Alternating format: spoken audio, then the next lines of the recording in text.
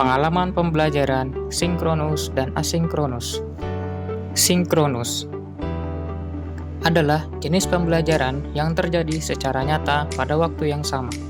Hal ini memungkinkan untuk peserta didik dan guru berinteraksi secara real, walau hanya melalui media online, sehingga pembelajaran dapat dilakukan di mana saja, serta kapan saja, dan bagaimana posisi peserta pelatihan. Metode pembelajaran online sinkronus meliputi Zoom, obrolan langsung, ataupun live streaming. Asinkronus, yaitu pembelajaran yang dapat dilakukan di mana saja dan kapan saja.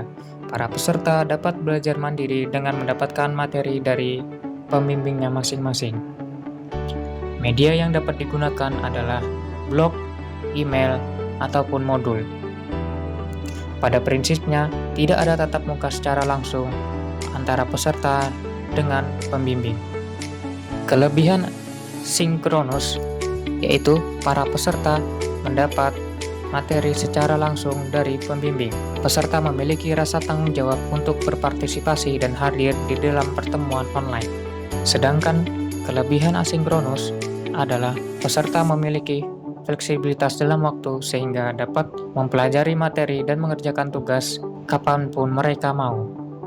Pengalaman pembelajaran sinkronus. Pembelajaran sinkronus memiliki kelebihan, yaitu dapat mengajukan pertanyaan secara langsung kepada pemateri.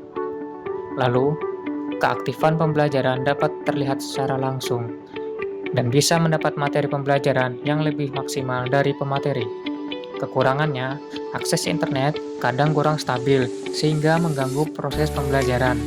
Lalu, waktu yang terbatas yang disediakan untuk belajar, dan pertanyaan yang dibatasi karena terbatasnya waktu pertemuan.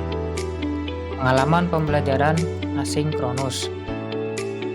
Kelebihan pembelajaran asinkronus memungkinkan setiap orang, dimanapun kapanpun, belajar sesuai dengan karakteristik dirinya sendiri, karena bersifat individual. Lalu, peserta dapat mengakses informasi yang diberikan dari berbagai sumber, baik di dalam maupun di luar lingkungan belajar. Lalu, isi media pembelajaran dapat diperbarui dengan mudah. Kekurangannya, keberhasilan pembelajaran tergantung dari kemandirian dan motivasi belajar peserta.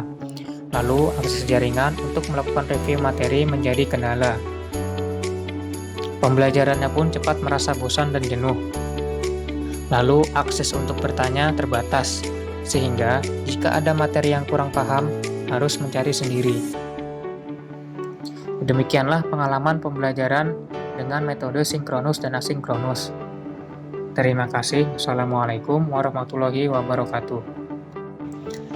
Penerapan Core Values ASN dengan tokoh panutan berakhlak B.J. Habibie.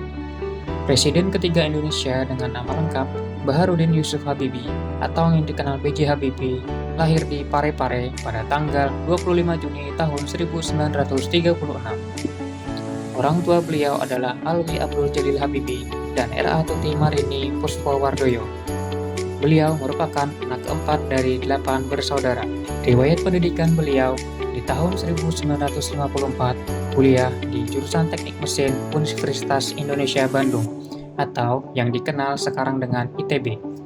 Lalu di tahun 1960 beliau lulus diploma insinyur di Technische Hochschule Jerman Barat.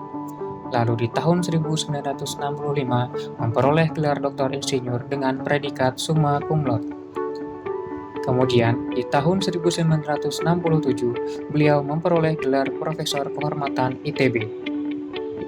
Presiden ketiga Indonesia ini mengantongi sekitar 46 hak paten yang diakui seluruh dunia penerbangan. Salah satunya yang paling terkenal adalah teori keretakan sayap pesawat. Sebelum memasuki dunia politik, B.J. Habibie dikenal luas sebagai seorang profesor dan ilmuwan dalam teknologi aviasi internasional dan satu-satunya presiden Indonesia hingga saat ini yang berlatar belakang teknorat. Terdapat nilai-nilai berakhlak dari Presiden B.J. Habibie adalah sebagai berikut. Berorientasi pelayanan. Beliau berkontribusi besar pada kemajuan sains di Indonesia dengan perannya sebagai Menristek selama 20 tahun, yakni pada tahun 1978 dan 1997. Salah satunya yaitu membuat pesawat N250 untuk menghubungkan seluruh Indonesia yang terdiri dari ribuan pulau. Ia juga merupakan role model yang baik bagi masyarakat karena pada masa kepemimpinannya ia lebih mengutamakan kepentingan bersama dan bermanfaat bagi rakyat. Contohnya, berhasil memulihkan Indonesia dari krisis ekonomi pada tahun 1998. Beliau juga merupakan sosok yang ramah, cekatan, solutif, dan dapat diandalkan. Akuntabel. Beliau merupakan sosok yang bertanggung jawab, cermat, disiplin, dan berintegritas tinggi atas kepercayaan yang diberikan. B.J. Habibie selalu semangat dalam bekerja karena mempunyai mentalitas sepeda.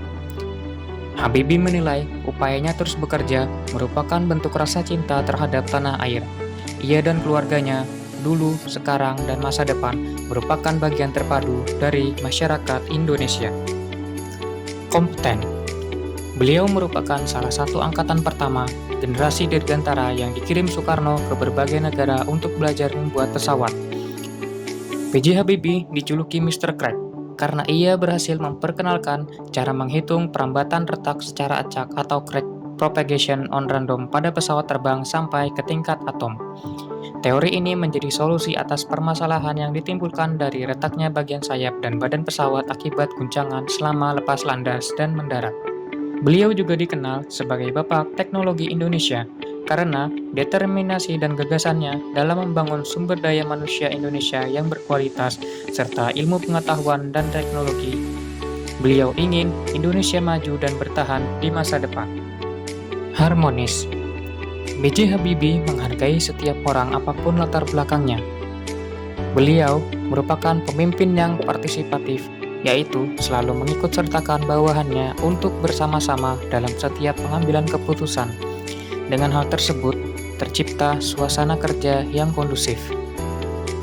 Meskipun beliau seorang yang pekerja keras, kehidupan keluarganya sangat berkualitas, dengan komitmen yang kuat, penuh cinta kasih, setia, dan siap berkorban. Beliau juga memiliki sikap kepedulian yang tinggi. Loyal. Karir B.J. Habibie sangat cemerlang, terutama dalam urusan desain dan konstruksi pesawat terbang. Beliau bagaikan berlian yang bersinar di Jerman. Kedudukan terhormat berhasil ia gapai baik secara materi dan intelektualitas. Namun, beliau bersedia melepaskan jabatan prestasinya di Jerman demi kembali dan mengabdi di Indonesia. B.J. Habibie memimpin bangsa mengawali awal-awal masa reformasi pada Mei tahun 1998.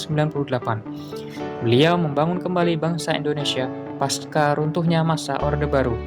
Salah satu tugas pentingnya adalah kembali mendapatkan dukungan dari Dana Moneter Internasional dan komunitas negara-negara donor untuk program pemulihan ekonomi. Adaptif. B.J. Habibie adalah salah satu sosok yang luar biasa. Inovasinya tak ternilai bagi bangsa Indonesia. Salah satunya adalah mampu membuat pesawat N250.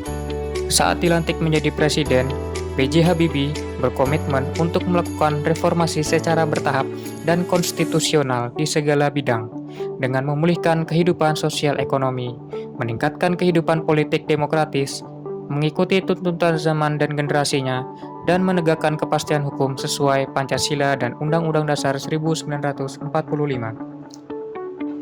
Kolaboratif. Presiden B.J. Habibie dilantik pada tanggal 21 Mei tahun 1998. Pada saat itu, beliau dihadapkan pada situasi yang sangat sulit, inflasi yang tinggi, dan nilai tukar rupiah terhadap dolar membumbung tinggi. Namun, beliau berhasil membawa Indonesia keluar dari krisis moneter, yaitu dengan membentuk BPPN atau Badan Penyihatan Perbankan Nasional dan Unit Pengelola Aset Negara.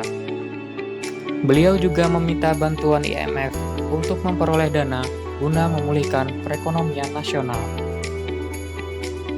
Demikianlah contoh penerapan nilai-nilai berakhlak yang dapat kita teladani dari seorang B.J. Habibie. Semoga kita dapat menerapkannya dalam kehidupan sehari-hari sebagai ASN.